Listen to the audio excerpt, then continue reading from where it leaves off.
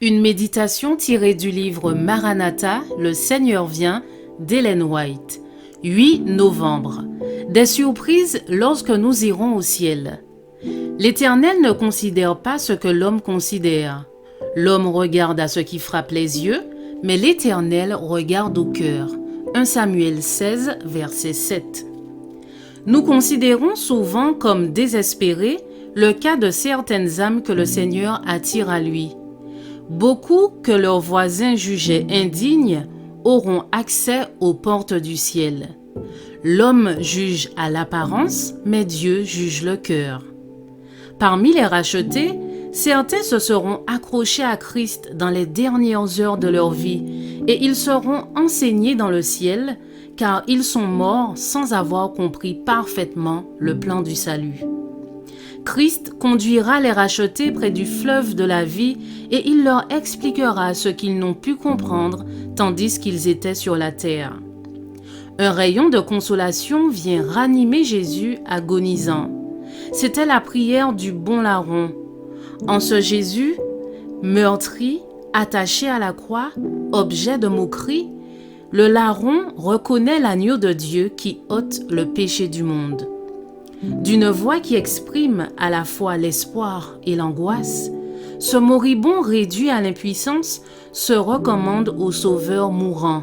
« Jésus, souviens-toi de moi quand tu viendras dans ton règne. » Luc 23, verset 42.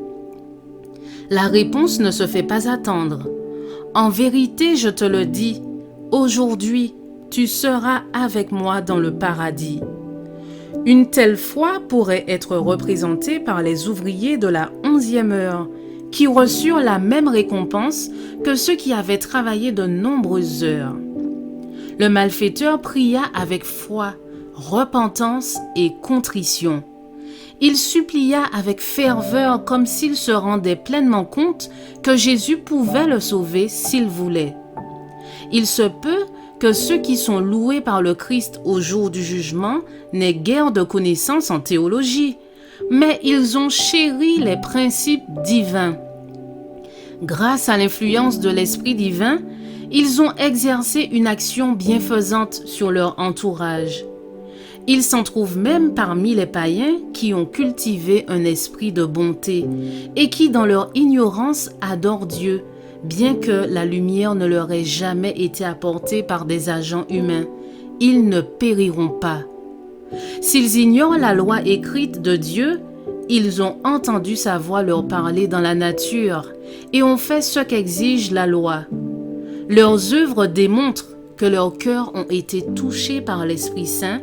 Aussi sont-ils reconnus comme des enfants de Dieu. Quelles ne seront pas la surprise et la joie de ces humbles parmi les nations et même parmi les païens quand ils entendront ces paroles sortir de la bouche du Sauveur.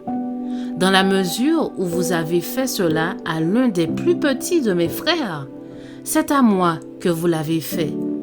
Et quelle ne sera pas la joie qui remplira le cœur de l'amour infini quand ses disciples, surpris et joyeux, accueilleront ces paroles d'approbation. Je vous souhaite une excellente journée, que Dieu vous bénisse.